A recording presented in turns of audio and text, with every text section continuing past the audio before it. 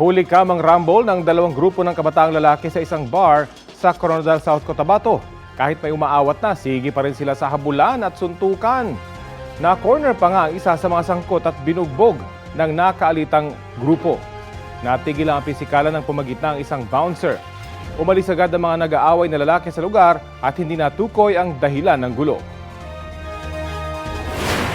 Sa Coronadal pa rin, nagrambulan din ang ilang kabataan sa bahagi naman ng Jensen Drive.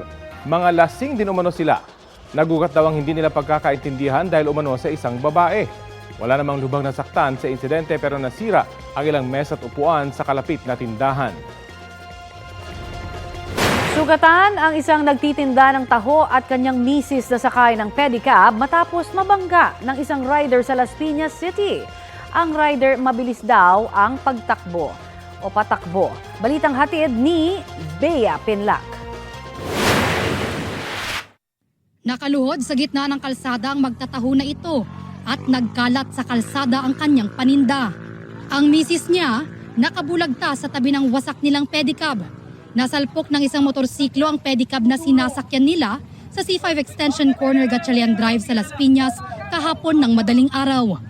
Yung malapit na kami makatawid, may motor na dalawa, yung isa napakabilis. Ang problema doon, yung nakamotor, nung malapit na paikis-ikis yan, bumaba siya, tumalon siya, kaya tumama sa amin yung motor. Tapos narinig ko lang yung impact ng malakas. Hindi ko alam saan ako tumilapon. Tuwid na tong ganito ko eh.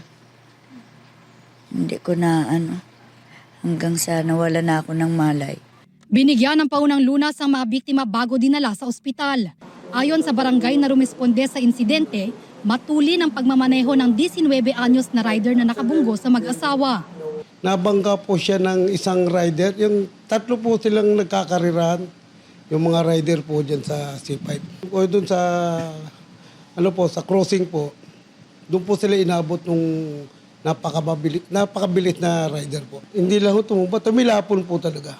Then yung rider po, yung driver, lumipad din sa harap ng kanyang motor na dinadala.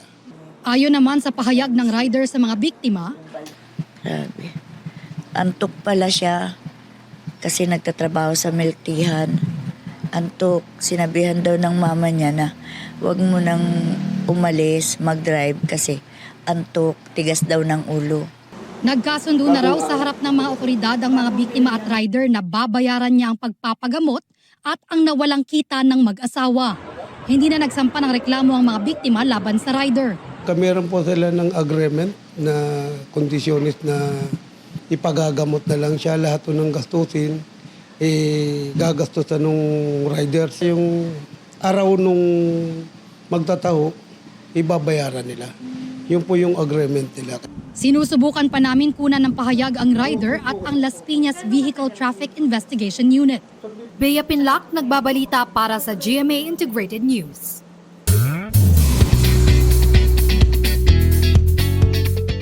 Monday latest na mga mare at pare.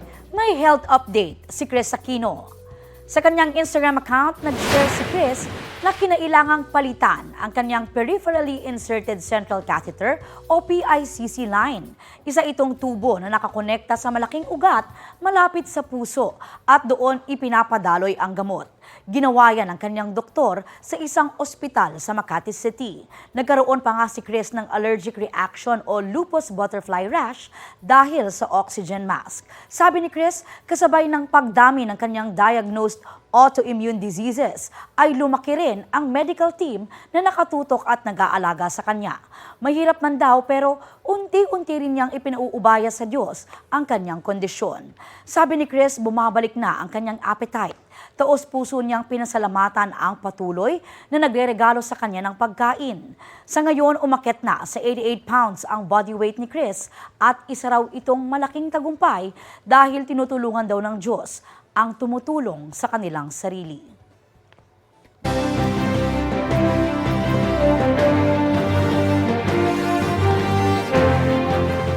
Inaalam na ng NDRRMC kung paano nagamit sa pangangampanya sa Masbate City ang dapat sanay emergency text alert tuwing pong may sakuna o masamang panahon.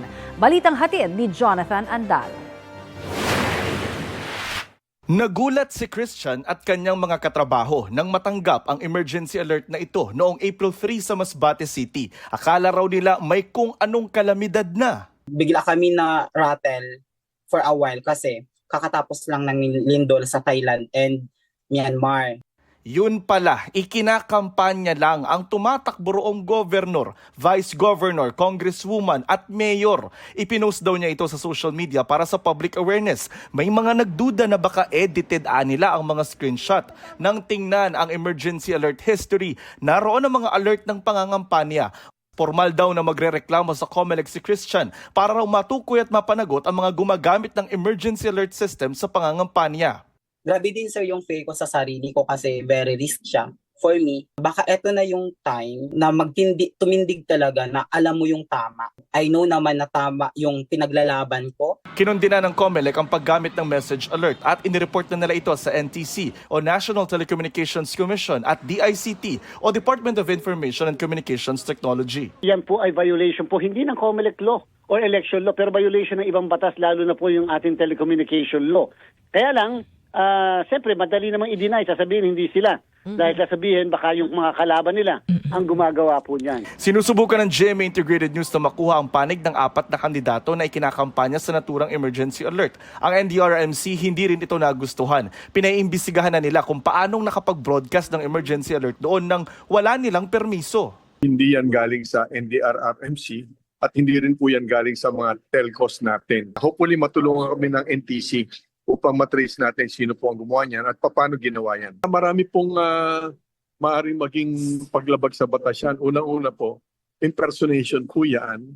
Lalo na po otoridad po dapat ang nagbibigay niyan. Pakiusap ng NDRRMC, huwag namang idamay ang emergency alert system sa pangangampanya dahil kaligtasan ng publiko ang nakataya rito. Baka pag dumating na po yung panahon na talagang kailangan na makinig ng ating mga kababayan ay baka isipin fake na naman na babala yung kanilang natatanggap. Buhay po ang ating pinag-uusapan.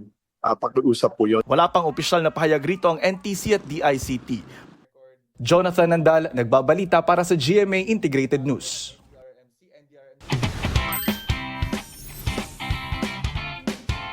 Wagi sa ilang international tournament si Pinoy Q artist Johan Chua. Natalo niya ang pambato ng Vietnam sa katatapos lang na Hoang Tu Pool Arena Open Championship. 120 million Vietnamese dong o katumbas ng mahigit 266,000 pesos ang premyo ni Chua. Kamakailan lang, nanalo rin siya ng bronze sa 2025 Premier League pool sa Bosnia and Herzegovina. Second place naman siya sa 99 Blacksmith Tournament sa ginawa rin sa Vietnam. Good job, Johan!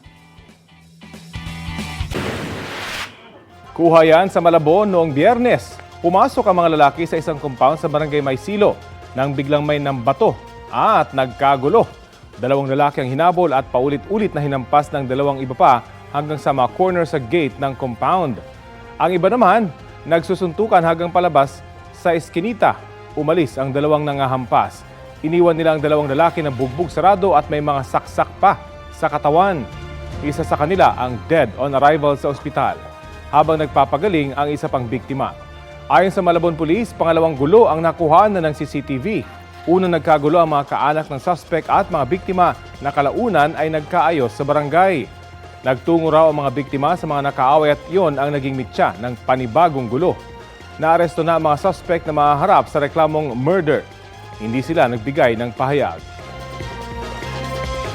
Isinalang na sa inquest proceedings ang 8 pulis ng Eastern Police District Special Operations Unit na sangkot umano sa pagnanakaw sa isang Chinese businessman sa isang operasyon nitong April 2 sa Las Piñas. Batay po sa investigasyon, kinuha umano ng mga pulis ang 27 million pesos na cash, foreign currencies, gold bar, pati na ang mga mamahaling alahas at relo ng dayuhan. Giit pa ng dayuhan, nagkamali ng inaresto ang mga pulis dahil hindi kanya ang pangalan na nasa warrant of arrest.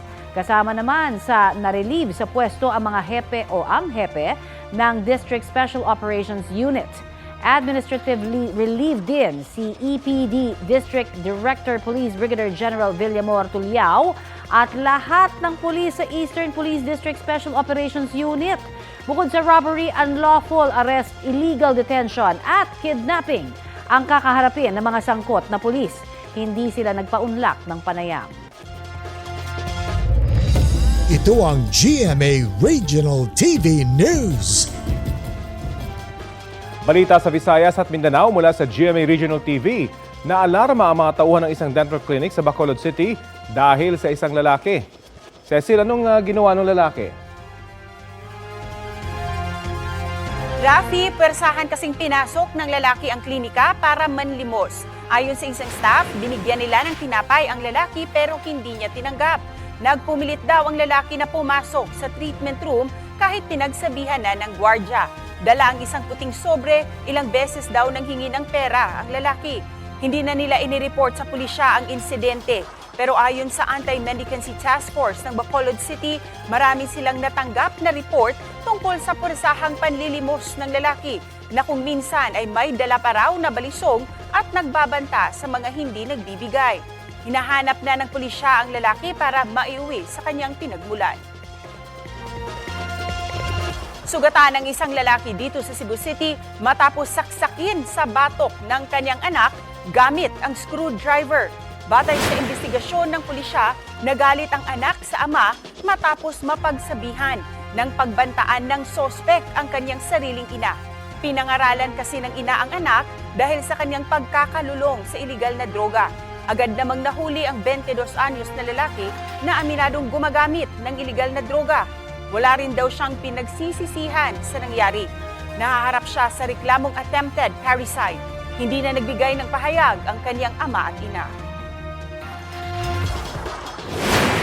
Hinarangan ng China Coast Guard ang Philippine Coast Guard sa loob ng Exclusive Economic Zone ng Pilipinas. Batay sa kuha ng PCG, patuloy na lumalapit ang CCG Vessel 3302 sa kabila ng pag-radio challenge ng BRP Cabra. Nangyari yan magtatanghali kahapon sa 170 kilometro ang layo mula sa Zambales. May isa pang punto na 16 na metro na lang daw ang pagitan ng dalawang barko. Sa isa pang video, makikitang halos magkatabi na ang BRP Cabra at barko ng China. Ayon kay PCG spokesperson for the West Philippine Sea, Commodore J. Tariela, naiwasan naman ng PCG ang barko ng China. Dapat daw ipakita sa international community na lumalabag sa international law ang China sa patuloy nilang pagpapatrolya sa loob ng EEZ ng Pilipinas. Hinihingan pa namin ng pahayag ang China kaugnay rito.